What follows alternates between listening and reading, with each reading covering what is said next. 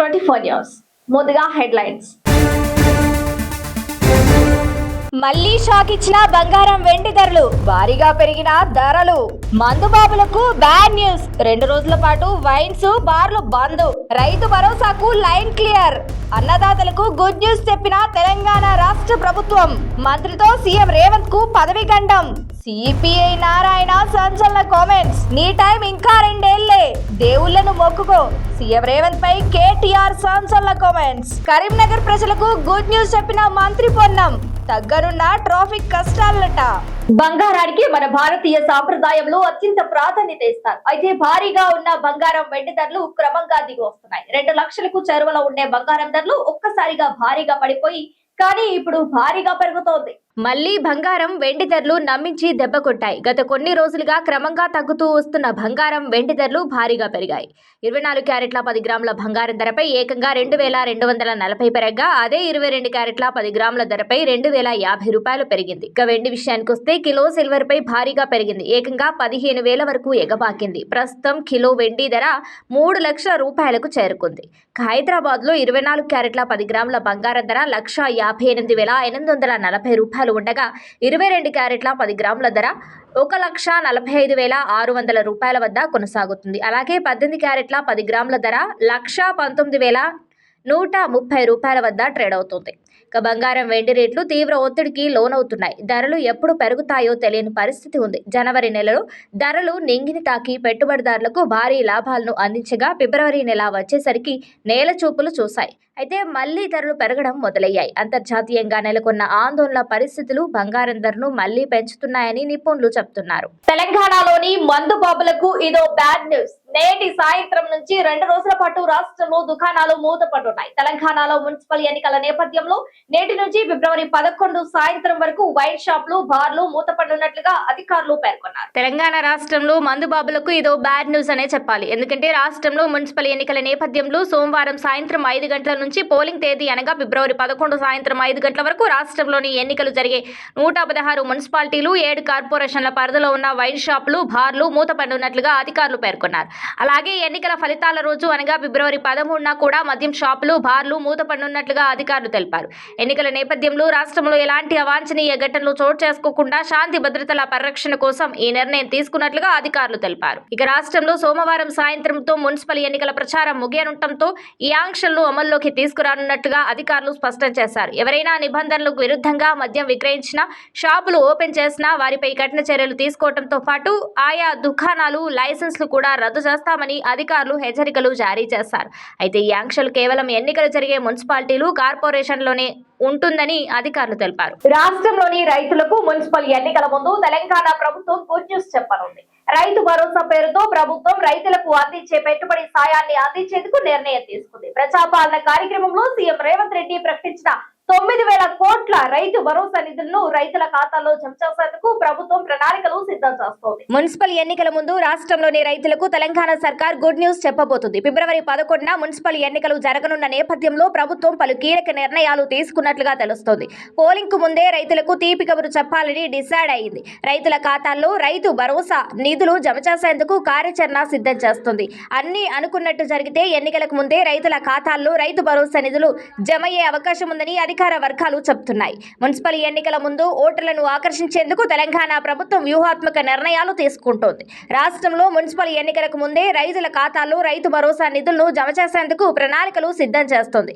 ఈ మేరకు బహిరంగ మార్కెట్ నుంచి భారీగా నిధుల సమీకరణకు ప్రభుత్వం నిర్ణయం తీసుకుంది. ఇప్పటికే 9,000 కోట్ల రుణం కోసం ప్రభుత్వం ఆర్బీఐకి ఇండెంట్ పెట్టినట్లుగా తెలుస్తోంది. 13 ఏళ్ల నుంచి 27 ఏళ్ల కాల పరిమితితో మొత్తం 9,000 కోట్ల మేర రుణాలను తీసుకోనున్నట్లు తెలుస్తోంది.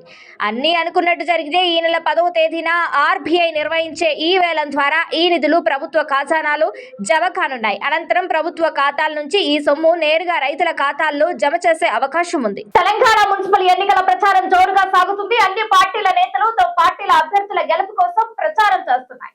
కొత్తగూడెం పురపాలికలో ప్రచారం నిర్వహించిన సిపిఐ నారాయణ కీలక కామెంట్స్ చేశారు. సీఎం రేవంత్ రెడ్డికి మంత్రి పొంగులేటి శ్రీనివాసరెడ్డితో పదవి గండం పొంచి ఉందని అన్నారు. ముఖ్యమంత్రి రేవంత్ రెడ్డికి పదవి ముప్పు ఉందని సిపిఐ జాతీయ కంట్రోల్ కమిషన్ చైర్మన్ నారాయణ కీలక కామెంట్స్ చేశారు.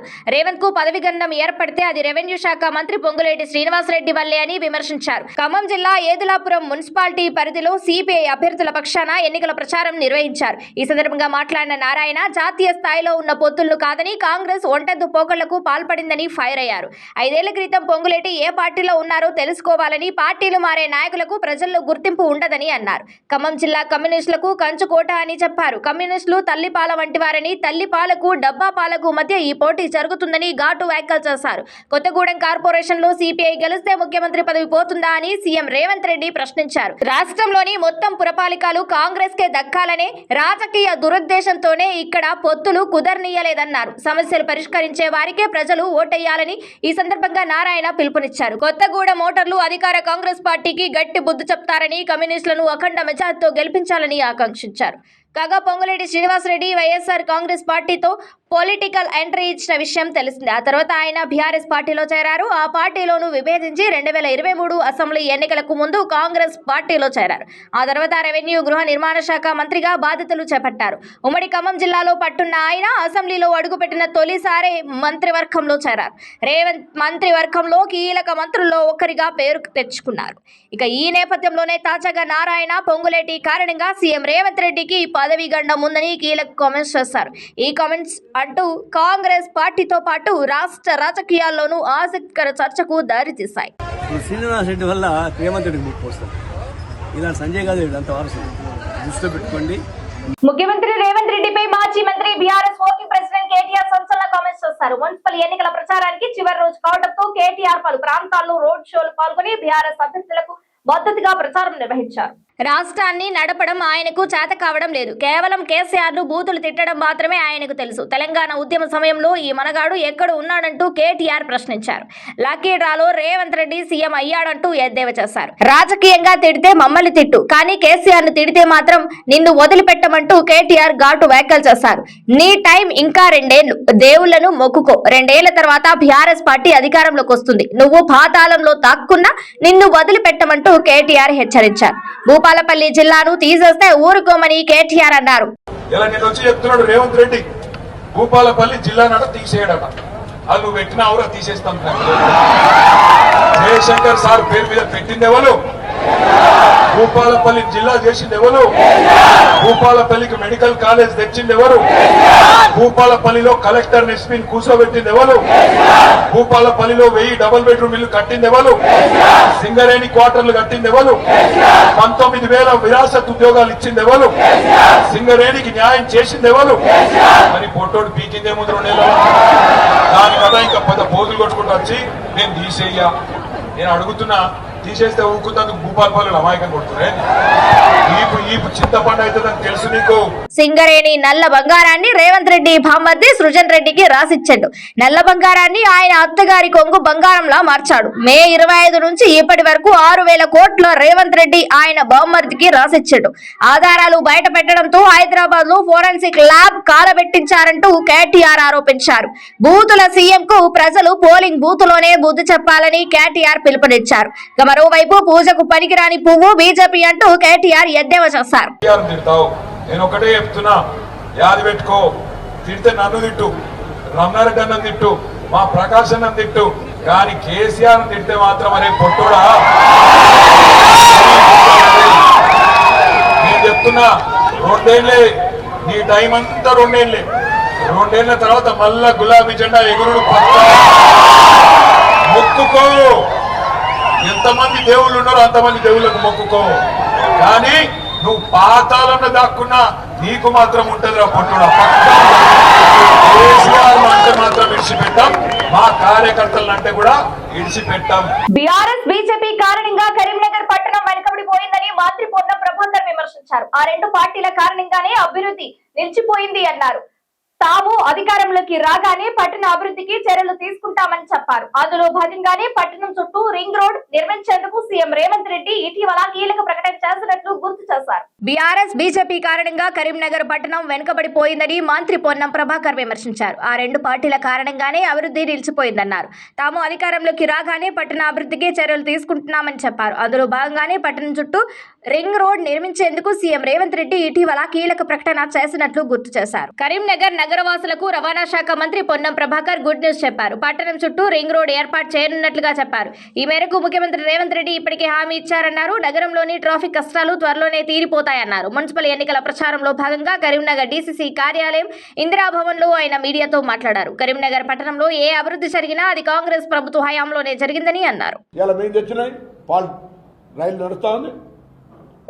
పాస్పోర్ట్ ఆఫీస్ నడుస్తూ ఉంది, కేంద్ర విద్యాలయాలు నడుస్తూ ఉన్నాయి, మోడల్ స్కూల్స్ నడుస్తూ ఉన్నాయి, శాతావన యూనివర్సిటీ తీసుకొచ్చినాం. ఇలా అనేక కార్యక్రమాలు, ఈ యొక్క మాతా శిశు హాస్పిటల్ తీసుకొచ్చినాం. అనేక కార్యక్రమాలు కాంగ్రెస్ హయాంలో తప్ప మేము ఇది ఫలానా పూర్తి చేసినామని చెప్పేటువంటి దమ్ము ధైర్యం మేము కార్పొరేషన్ చేసినాం కాబట్టి స్మార్ట్ సిటీ అయింది కావచ్చు. స్మార్ట్ సిటీ ఓన్లీ అవినీతికి అడ్డాగా మార్చుకొని పదవి ముగిసిన సందర్భంలో తిరిగి వేరే పార్టీలో చేరి మీరు నీతివంతులుగా మారితే శంఖంలో వేయంగానే నీళ్లు తీర్థమవుతాయి కావచ్చు. కానీ పార్టీ మారంగానే మీరు పుణితులు కాదు. ప్రజలకు మీ చరిత్ర తెలుసు, ఎవరెవరిని వేధించిందో తెలుసు. అందుకే ప్రజలను మరొక్కసారి మేమందరం కూడా హృదయపూర్వకంగా ఒకసారి ఆలోచన చేయండి, విచక్షణ ఉపయోగించండి. కాంగ్రెస్ పార్టీ అభ్యర్థుల్ని గెలిపించి కరీంనగర్ పరిపాలన నీతివంతంగా ఆదర్శవంతంగా కొనసాగే విధంగా మా ప్రజాపాలన ప్రభుత్వానికి అవకాశం ఇవ్వమని గౌరవ ముఖ్యమంత్రి గారి పక్షాన, పార్టీ అధ్యక్షుల పక్షాన, మేము ముగ్గురం మంత్రులంగా, శాసనసభ్యులంగా, పార్టీ యావత్ నాయకత్వం కరీంనగర్ పాత జిల్లా కేంద్రమైన ఈ కరీంనగర్ కార్పొరేషన్ ప్రజల్ని కోరుతోంది. మున్సిపల్ ఎన్నికల పోలింగ్ ఈ నెల 11న జరగనుంది. ఆ రోజు ప్రభుత్వం సెలవు ప్రకటించింది. అయితే మున్సిపల్ ఎన్నికలు జరగనున్న ప్రాంతాలకి ఈ సెలవు అమల్లో ఉంటుందని తెలిపింది. పోలింగ్ రోజున స్కూళ్లు, కాలేజీలు, ప్రైవేట్ సంస్థలన్నీ బంద్ కానున్నాయి. రాష్ట్రంలో మున్సిపల్ ఎన్నికల ఈ నెల 11న జరగనున్న నేపథ్యంలో ఎన్నికల సంఘం కీలక నిర్ణయం తీసుకుంది. ఆ రోజున సెలవు ప్రకటించాలని కీలక ఆదేశాలు జారీ చేసింది. పోలింగ్ జరిగే ఫిబ్రవరి 11న ఓటర్లు ఎలాంటి ఇబ్బందులు లేకుండా ఓటు వేయాలనే ఉద్దేశంతో సంబంధిత మున్సిపల్ పరిధుల్లో స్థానిక సెలవు ప్రకటించాలని జిల్లా కలెక్టర్లకు రాష్ట్ర ఎన్నికల సంఘం సూచించింది. ప్రజాస్వామ్య పండుగలతో ప్రతి ఒక్కరూ భాగస్వామ్యం కావాలని, పోలింగ్ శాతాన్ని పెంచడమే లక్ష్యంగా ఈ సెలవులను ప్రకటిస్తున్నట్లుగా అధికారులు తెలిపారు. ఇది ఇవాల్టి బులెటిన్. మరో బులెటిన్ తో మళ్ళీ కలుద్దాం. Stay on TS24 news.